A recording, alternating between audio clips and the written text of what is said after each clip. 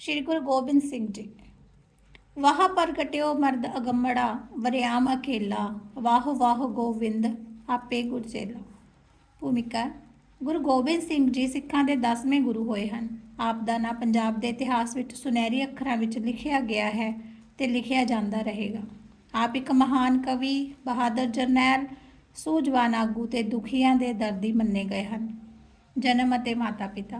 गुरु गोबिंद सिंह जी का जन्म 1666 ईस्वी ਵਿੱਚ ਪਟਨਾ ਵਿਖੇ ਹੋਇਆ। ਇਹਨਾਂ ਦੇ ਪਿਤਾ ਦਾ ਨਾਮ ਗੁਰੂ ਤੇਗ ਬਹਾਦਰ ਜੀ ਅਤੇ ਮਾਤਾ ਦਾ ਨਾਮ ਮਾਤਾ ਗੁਜਰੀ ਸੀ। ਬਚਪਨ ਵਿੱਚ ਹੀ ਆਪ ਹੋਣਹਾਰ ਕਿਸਮ ਦੇ ਬਾਲਕ ਸਨ। ਆਪ ਆਪਣੇ ਸਾਥੀ ਬਾਲਕਾਂ ਦੀਆਂ ਫੌਜਾਂ ਬਣਾ ਕੇ ਇੱਕ ਦੂਜੇ ਦੇ ਵਿਰੁੱਧ ਨਕਲੀ ਲੜਾਈਆਂ ਕਰਦੇ। ਕੋਈ ਨਹੀਂ ਸੀ ਜਾਣਦਾ ਕਿ ਇਹ ਹੋਣਹਾਰ ਬਾਲਕ ਸਮੇਂ ਦੀ ਸਰਕਾਰ ਨਾਲ ਟੱਕਰ ਲਵੇਗਾ ਅਤੇ ਜ਼ੁਲਮ ਦਾ ਨਾਸ਼ ਕਰੇਗਾ। ਸ਼ਸਤਰ ਵਿੱਦਿਆ ਤੇ ਭਾਸ਼ਾਵਾਂ ਦਾ ਗਿਆਨ।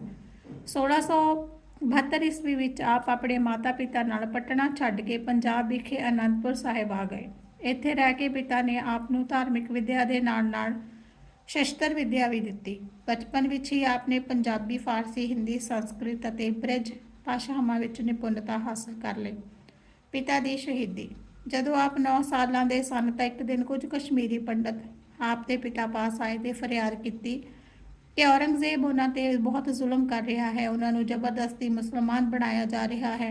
पिता ने उस वेले कहा कि इस समय किसी महान पुरख की कुर्बानी की लोड़ है। आप उस समय कोल ही बैठे सन। आपने कहा, पिता जी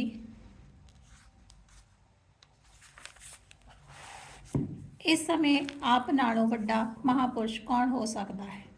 आपने ये शब्द सुन के पिता जी हैरान रह गए तो अपनी कुर्बानी देने लिए दिल्ली नूं चल पए। पिता की शहीदी पिछों आप गुरगद्दी ते बैठे ते सिखां दे 10वें गुरु बने। खालसा पंथ की साजना स्थापना। जबर ते जुल्म का टाकरा करने लई आपने फौजी संगठन जरूरी समझिया। सन 1699 ईस्वी नूं विसाखी वाले दिन आनंदपुर विच देश की जनता का बड़ा भारी इकट्ठ किया ते खालसे की साजना की। 5 प्यारे चुन के उन्होंने अमृत छकाया ਅਤੇ आप उन्होंने कोलों अमृत छकिया। ਇਹ ਘਟਨਾ ਸਿੱਧ ਕਰਦੀ ਹੈ ਕਿ ਆਪ ਲੋਕ ਰਾਜ ਦੇ ਨਿਰੇ ਹਾਮੀ ਨਹੀਂ ਸਨ, ਸਗੋਂ ਇਸ ਨੂੰ ਅਮਲ ਵਿੱਚ ਵੀ ਲਿਆਉਣ ਵਾਲੇ ਸਨ। ਇਸ ਤੋਂ ਪਿੱਛੋਂ ਹਜ਼ਾਰਾਂ ਦੀ ਗਿਣਤੀ ਵਿੱਚ ਲੋਕਾਂ ਨੂੰ ਅੰਮ੍ਰਿਤ ਛਕਾ ਕੇ ਅਜਿਹਾ ਦਲ ਕਾਇਮ ਕੀਤਾ ਜੋ ਅਤਿਆਚਾਰ ਦਾ ਟਾਕਰਾ ਕਰ ਸਕੇ। ਕੁਰਬਾਨੀ। ਆਪ ਕੁਰਬਾਨੀ ਦੇ ਪੁਤਲੇ ਸਨ। ਸੰਸਾਰ ਦੇ ਇਤਿਹਾਸ ਵਿੱਚ ਸ਼ਾਇਦ ਹੀ ਕੋਈ ਅਜਿਹਾ ਆਗੂ ਮਿਲੇ ਜਿਸ ਨੇ ਹੱਸਦਿਆਂ ਦੇਸ਼ ਤੇ ਕੌਮ ਦੀ ਖਾਤਰ ਆਪਣੇ ਸਾਰੇ ਪਰਿਵਾਰ ਨੂੰ ਵਾਰਿਆ ਹੋਵੇ। ਅਸੀਂ ਉੱਪਰ ਦੱਸ ਚੁੱਕੇ ਹਾਂ ਕਿ ਆਪਨੇ ਆਪਣੀ ਹੱਥੀਂ ਆਪਣੇ ਪਿਤਾ ਜੀ ਨੂੰ ਦਿੱਲੀ ਜਾ ਕੇ ਸੀਸ ਭੇਟਾ ਕਰਨ ਲਈ ਤੋਰਿਆ ਸੀ। ਆਪਣੇ ਵੱਡੇ ਸਾਹਿਬਜ਼ਾਦਿਆਂ ਨੂੰ ਚਮਕੌਰ ਦੇ ਯੁੱਧ ਵਿੱਚ ਸ਼ਹੀਦ ਹੋਣ ਲਈ ਭੇਜਿਆ। ਇਸੇ ਤਰ੍ਹਾਂ ਮਾਤਾ ਗੁਜਰੀ ਜੀ ਅਤੇ ਛੋਟੇ ਸਾਹਿਬਜ਼ਾਦੇ ਵੀ ਜ਼ੁਲਮ ਦਾ ਸ਼ਿਕਾਰ ਹੋ ਕੇ ਸ਼ਹੀਦੀਆਂ ਪ੍ਰਾਪਤ ਕਰ ਗਏ।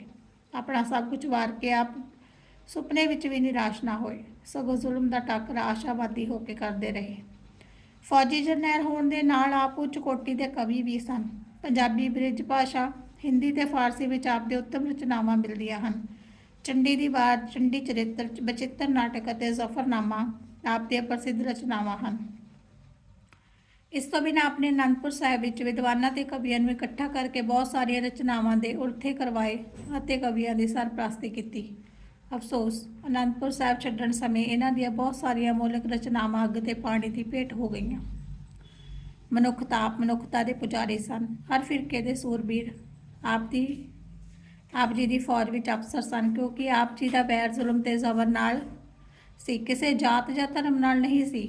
ਆਪ ਦੀ ਫੌਜ ਵਿੱਚ ਪੀਰ ਬੁੱਧੂ ਸ਼ਾਹ ਦਾ ਹੋਣਾ ਇਸ ਗੱਲ ਦਾ ਪ੍ਰਤੱਖ ਪ੍ਰਮਾਣ ਹੈ। ਇਸੇ ਤਰ੍ਹਾਂ ਬਹੁਤ ਸਾਰੇ ਹਿੰਦੂ ਕਵੀਆਂ ਦੀ ਸਰਪ੍ਰਸਤੀ ਵੀ ਆਪ ਨੇ ਕੀਤੀ। ਤਲਵੰਡੀ ਸਾਬੋ ਜਾਣਾ। ਤਲਵੰਡੀ ਸਾਬੋ ਰਹਿ ਕੇ ਆਪ ਨੇ ਗੁਰੂ ਗ੍ਰੰਥ ਸਾਹਿਬ ਨੂੰ ਸੰਪੂਰਨ ਕੀਤਾ। ਗੁਰੂ ਤੇਗ ਬਹਾਦਰ ਜੀ ਦੀ ਬਾਣੀ ਨੂੰ ਇਸ ਵਿੱਚ ਦਰਜ ਕੀਤਾ। ਔਰੰਗਜ਼ੇਬ ਨੂੰ ਜ਼ਫਰਨਾਮੇ ਦੇ ਰੂਪ ਵਿੱਚ ਇੱਕ ਪੱਤਰ ਲਿਖਿਆ ਜੋ ਉਸ ਦੇ ਆਖਰੀ ਸਮੇਂ ਮੌਤ ਦਾ ਕਾਰਨ ਬਣਿਆ।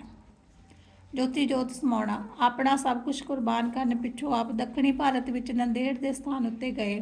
ਉੱਥੋਂ ਬੰਦਾ ਬਹਾਦਰ ਨੂੰ ਜ਼ਬਰ ਦਾ ਟਾਕਰਾ ਕਰਨ ਲਈ ਪੰਜਾਬ ਵੱਲ ਤੋਰਿਆ। ਉੱਥੇ ਹੀ ਸਨ 1708 ਈਸਵੀ ਵਿੱਚ ਆਪ ਜੋਤੀ ਜੋਤ ਸਮਾ ਗਏ।